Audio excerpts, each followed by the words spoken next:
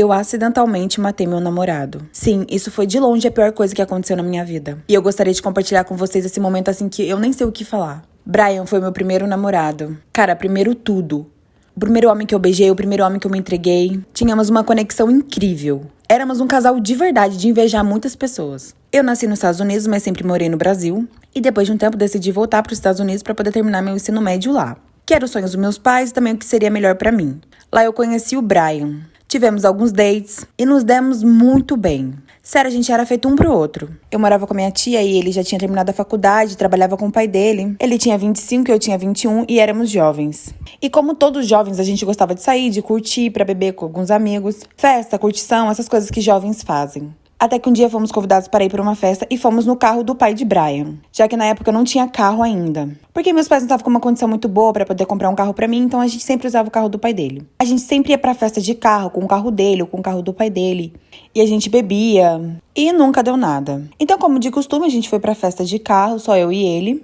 Só que nesse dia ele bebeu muito. Sério, gente, ele ficou assim muito bêbado mesmo. No final da festa eu questionei ele, falei que ele não tava com condições nenhuma pra dirigir. Até porque dirigir embriagado é um crime, a gente sabia disso. E nos Estados Unidos essa lei é rígida, mas a gente sempre fazia e sempre dava certo. Mas nesse dia ele tava muito fora de si. Pedi pra ele ligar pro pai dele poder buscar a gente. Ou sei lá, a gente poderia até pegar um táxi. Mas ele ficou bravo e falou que ele sempre fazia, que a gente sempre fazia aquilo. E realmente a gente sempre fazia e nunca dava nada. Só que naquele dia eu tava sentindo que alguma coisa não tava certa. Então eu falei pra ele, vamos deixar o carro aqui. A gente vai embora de táxi e amanhã a gente volta pra pegar. Só que fomos com o carro do pai dele. E o pai dele deu ordem pra ele levar o carro embora porque ele precisaria no outro dia pra trabalhar.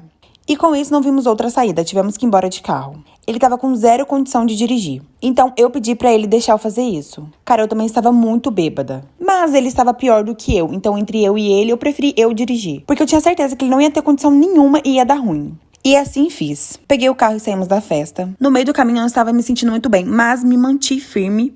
Porque estávamos a poucos quilômetros da casa dele. Ele já estava dormindo no banco do carona porque ele estava passando muito mal e eu segui. E nesse momento aconteceu uma tragédia. Sim, eu bati o carro, mas eu infelizmente não sei o que aconteceu. Eu acordei no hospital 2 semanas depois do acidente. Eu infelizmente não lembro de nada do momento exato do acidente. Eu não sei se eu desmaiei, se eu passei mal, eu não lembro o que aconteceu. Eu não sabia se bater em mim ou se eu bati em alguém. Eu sei que eu acordei no hospital com a notícia que eu tinha sofrido um acidente. Eu abri os olhos e só pensava, eu acordei 2 semanas depois do acidente. E cara, eu realmente não me lembro de nada. Não me lembro o que aconteceu no exato momento do acidente. Mas quando eu abri o olho, a primeira coisa que eu perguntei foi pelo meu namorado. Minha mãe estava do meu lado. Ela disse que ele estava bem, que ele estava em casa e que eu precisava me acalmar. Porque em alguns dias eu ia fazer uma cirurgia na perna. Eu achei muito estranho porque eu sabia que ele estaria ali do meu lado. Mas ela disse que ele não poderia estar ali no hospital por conta de infecções, enfim. Eu fiz a cirurgia e passou alguns dias recebi uma psicóloga em meu quarto. Ela foi bem direta e sério, esse dia foi o pior dia da minha vida. Ela me deu a notícia de que Brian simplesmente tinha falecido naquele acidente. Cara, naquela hora, meu mundo desabou. Fiquei totalmente descontrolada, desnorteada. Eu não estava acreditando naquelas palavras. Era uma dor assim que doía tanto que vocês não têm noção. Eu gritava e chorava e não entendia por que aquilo estava acontecendo com a gente. Meu namorado era tudo que eu tinha na minha vida. Ele era a melhor pessoa do mundo. Eu não entendia mesmo por que aquilo estava acontecendo com a gente. Tínhamos tantos planos pro futuro e éramos completamente apaixonados um pelo outro. Sério, a vida pra mim perdeu todo o sentido. Eu chorava o tempo todo e me culpava. Eu só queria realmente ter morrido com ele naquele acidente. Eu não conseguia entender o porquê que eu fiquei. O porquê daquilo tudo estava acontecendo comigo. Naquele mesmo dia, as enfermeiras me trouxeram comida. Eu escondi a faca que veio junto com a refeição e tentei tirar minha própria vida no banheiro.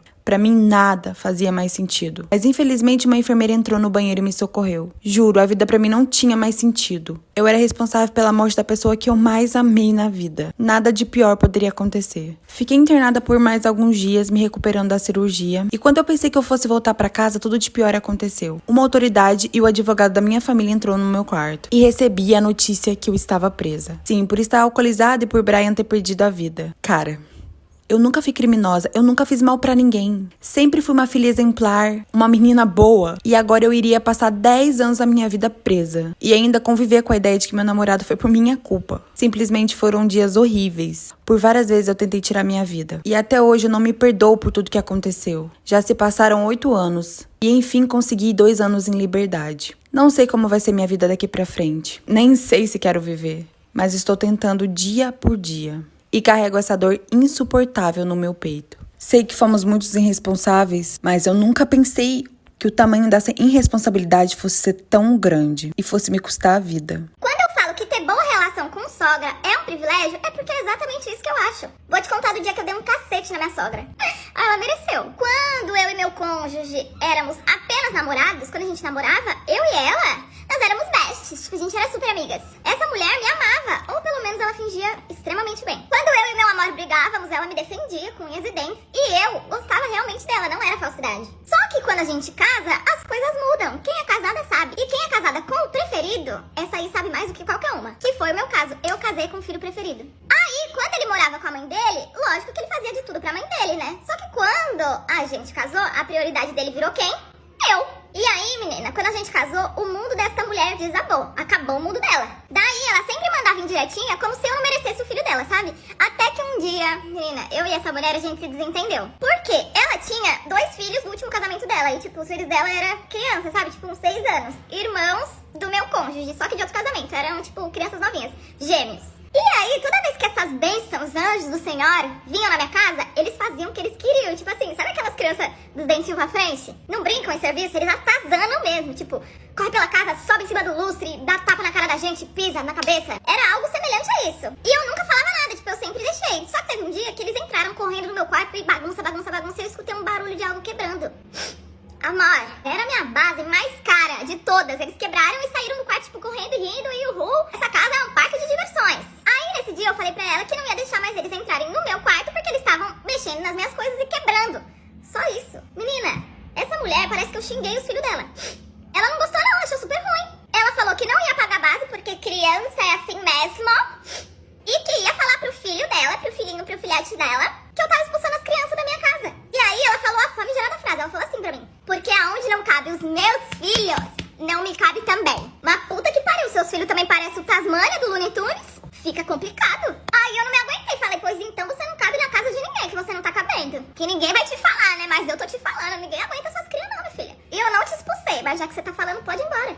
Vaza. Aí teve um dia depois disso que a gente se cruzou no meio da rua. E eu passei, ó, como se nada, meu amor. Passei como se não tivesse visto ninguém. Porque no dia que a gente brigou, ela falou: olha, Julia, esquece que um dia eu fui tua sogra. Eu falei: pois muito obrigada, é um favor que você tá me fazendo. E aí eu passei e fingi que não era ninguém. E aí, meus amores, aí que começou o caos. Essa mulher virou bicho, virou bicho. Simplesmente porque eu fiz exatamente o que ela falou pra eu fazer. Não entendi. Aí ela começou a mandar áudios e áudios pro meu amor, pro meu maridinho, me esculachando, falando que eu não era digna de estar com ele. Aí teve uma hora que eu já não aguentava mais. Peguei o celular dele, porque não deu, ela já era bloqueada, ela já tava bloque. Peguei o celular dele e mandei um áudio pra ela, pedindo pra ela esquecer de mim. Esquece de mim, cara, tira meu nome da tua boca. Pra ela esquecer da minha existência e só. Foi só isso que eu falei. O que eu falei: olha só, Paula, esquece de mim, cara, tira meu nome da tua boca, esquece que eu existo, esquece que eu sou sua nora, pelo amor de Deus, me deixa em paz. O que ela escutou: olha aqui, sua cachorra, cara, você é velha, você é uma velha.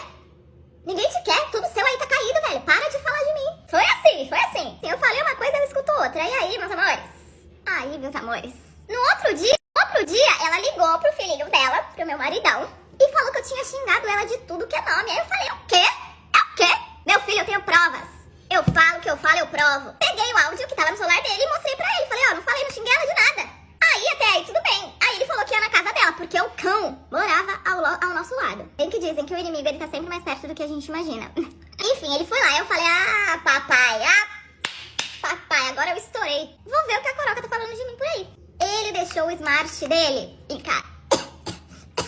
Olha só, você não é a velha me mandando energias negativas que eu até tô engasgando. Ele deixou o smart dele em casa. E aí eu falei: chegou o meu momentão, né? Agora eu vou tirar a prova real de tudo isso.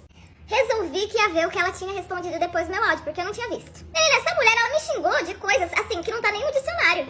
Falou que eu não tinha educação, me chamou de putz, de vagabundos. Mas até aí tava tudo bem. Chegou um determinado momento que ela falou exatamente assim. Cara, vê se não é uma véia. Olha aqui, Ricardo, essa putz, ela não é digna nem de abrir as pernas pra você. Eu falei: mas teu filho gosta, viu? Mas na hora, o meu sangue, ele subiu. Menina, ele subiu até aqui, ó, meu sangue. Eu não consegui nem pensar, eu falei: eu vou lá. Eu vou lá. Esse gloss aqui, eu perco até o foco, é um absurdo esse gloss. Mas eu vou mostrar todas as maquiagens que eu uso aqui lá na minha conta secundária. Vou te mostrar tudinho, ó. Voltando. Eu saí da minha casa cega de ódio. Juro, que nem um vulto. Cheguei lá, mas eu dei uma bica no portão, aquele portão que também já tava velho já. O portão abriu, eu entrei, menina, eu voei naquela mulher, misericórdia. Foi tapa pra todo lado. E o meu maridinho, ó, tentando apartar tudo, coitado, até ele levou umas. Menina, eu só parei, porque o meu amor, ele fez igual faz com um porco, me botou aqui, ó, nos ombros e me levou embora. Eu voltei pra casa assim, com as perninhas assim, ó. Aí você me fala, nossa, já olha, pra que isso, cara? Tipo, não se paga o mal com o mal, sabe? Tipo, isso agregou na tua vida, o que mudou? Menina, nossa, me adiantou horrores. Nunca mais a querida abriu a boca pra falar de mim. Nunca mais. Não, gente, nem sempre se paga o mal com bem. Às vezes tem que pagar com o mal também, que é paz, é o quê? Quer paz? Morre, descansa em paz. Ai, que não sei o que, lá calada vence. Nunca venci, é por isso que eu não venço. Nunca venci, e se depender de mim, não vencerei. Se eu não falo, eu passo mal. Mulherada, tá difícil. Fui fazer pompoarismo no meu marido e descobri que eu era corna. Os sinais, eles existem, tá? É só você observar. De um tempo pra cá, eu comecei a aprender sobre o pompoarismo. Eu sempre via em vídeos e tudo mais, e eu achava, tipo assim, sempre achei muito legal. Então, pensei comigo, vou aprender e vou fazer com meu marido. Beleza, eu fui casada por 9 anos. E de um tempo pra cá, eu e o meu marido, nós estávamos assim muito distantes um do outro. Eu acredito, né, que a correria da vida, a correria do trabalho fez chegar a esse ponto. Mas como eu amava muito o meu marido, amava muito o meu casamento, a minha vida, então eu comecei a fazer coisas pra gente se aproximar mais, pra gente passar mais tempo juntos. Comecei a fazer coisas, né, para apimentar a relação. E uma dessas coisas para apimentar foi o pompoarismo.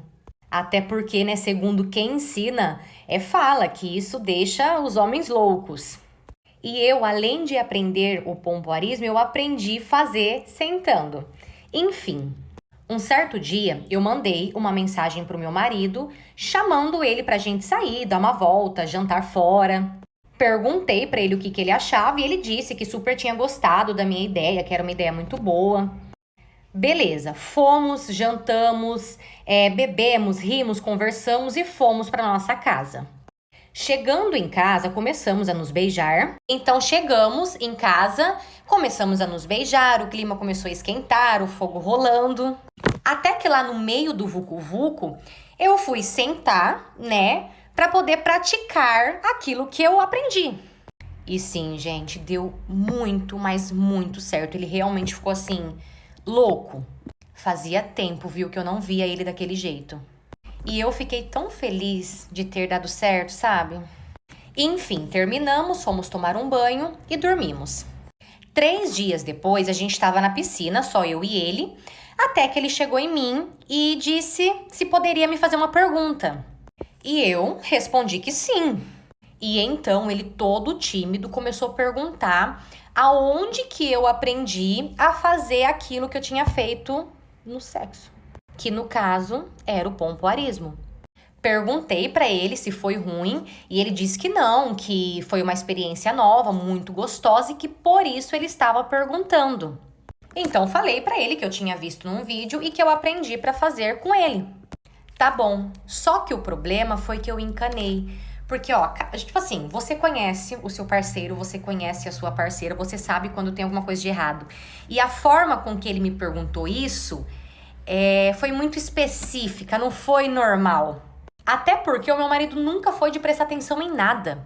Foi então que eu comecei a ficar atenta, a minha anteninha já apitou. E um certo dia ele deixou o celular dele desbloqueado em cima da mesa e foi até o portão para poder pegar a pizza. Nisso, eu aproveitei para mexer no celular dele rapidinho, porque o celular dele tinha senha e eu não sabia a senha.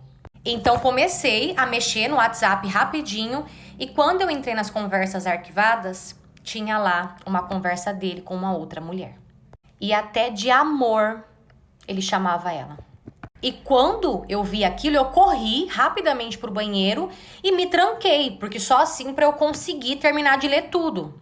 E na conversa, ele dizia que não via a hora de poder ficar somente com ela. Ele disse que estava gostando demais dela. E sabe o que eu li também? Ele contou pra ela sobre o que eu fiz com ele na cama.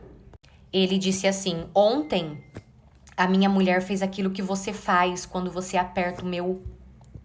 Na conversa, ele ainda disse que até estranhou quando eu fiz isso, porque somente ela fazia. E sabe o que ela respondeu? Ela perguntou pra ele assim: mas ela fez igual eu? E é claro que ele respondeu que não. Então ele começou a bater na porta pedindo pra eu abrir. E quando eu abri, que ele viu que eu estava com o celular dele na mão, ele já começou a dizer que precisava conversar, que ele podia se explicar. Então ele começou a dizer que a gente, né, no caso eu e ele, nós nos afastamos muito. E que na carência ele acabou se apaixonando por uma pessoa do trabalho dele. Eu tava tão machucada, pra vocês terem noção, que eu não tive força de bater de frente. A única coisa que eu pedi naquele momento é pra que ele fosse embora e pra que ele sumisse da minha frente. E assim que eu falei isso, sem pensar duas vezes, ele já arrumou as coisas dele e ele foi embora. E sabe o que aconteceu? No dia seguinte, ele já assumiu ela. E o pior não foi nem isso. O pior é que eu não tinha contado pra ninguém ainda. Eu não tinha avisado família, meus amigos. Todo mundo ficou assim, sem entender nada. E eu fiquei lá com a cara de tacho, palhaça. Foi literalmente o pior dia da minha vida. A única coisa que eu queria naquele momento era morrer. Só isso. Eu não conseguia aceitar aquilo de jeito nenhum. Eu fiquei 3 meses afastada com crise de pânico e de ansiedade. Eu ia parar no hospital todo santo dia, porque a única coisa que me acalmava era remédio na veia. Eu fiquei exato 3 meses vivendo aquele luto. Até que, graças a Deus, os dias começaram a clarear. E eu finalmente consegui voltar a viver. Foi doído muito. Nossa, eu juro pra vocês, eu não desejo a dor que eu senti pra ninguém. Mas por outro lado, pense numa situação que me deixou forte. Tanto que hoje é muito difícil alguém me abalar. E o meu ex deve gostar da mulher de verdade, porque eles estão juntos até hoje.